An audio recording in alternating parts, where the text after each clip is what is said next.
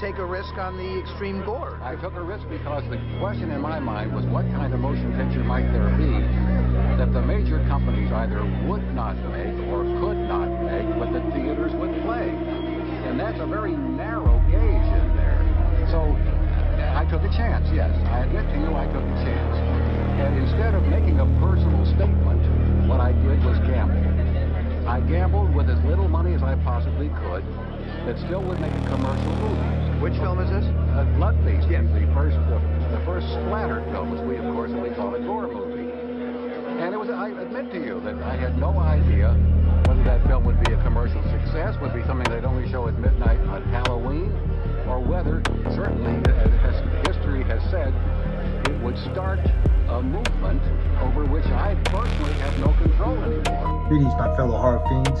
Ladies and gentlemen, you are about to witness some scenes from the next attraction to play this theater. This picture, truly one of the most unusual ever filmed, contains scenes which under no circumstances should be viewed by anyone with a heart condition or anyone who is easily upset. We urgently recommend that if you are such a person or the parent of a young or impressionable child now in attendance, that you and the child leave the auditorium for the next 90 seconds. Any horror fan who has a true love and appreciation for the genre, especially splatter films, gore films in particular, has a warm place in their bleeding heart for H.G. Lewis. He's synonymous with such iconic titles like Blood Feast, 2000 Maniacs, Wizard of Gore, Gruesome, the list goes on and on. And his stamp on the horror genre is eternal. So I produced a monster, a golem, a Frankenstein creation upon the motion picture world. My young horror-loving freshman mind, any opportunity I have to do this film, question myself if this is the forbidden fruit of horror. I followed it, insatiable desire to see more and more and more. The blood feast that would give the goddess to the people. The young priestesses would be slaughtered on the great altar. Their blood would be caught in silver bowls as it ran from their bodies.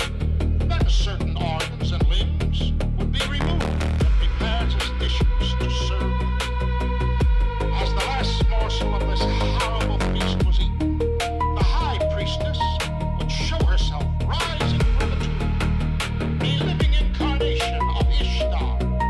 Ishtar, arisen in flesh and blood, and become part of the people.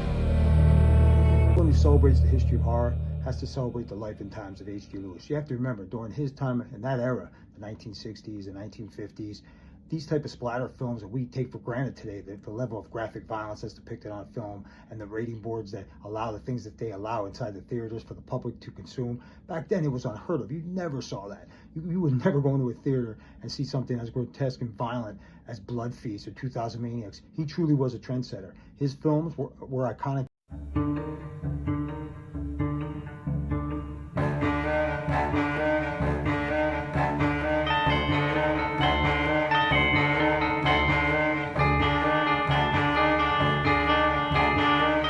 With outrageous practical effects, buckets of blood, H.G. Lewis challenged the audiences to sit through his films. He dared them.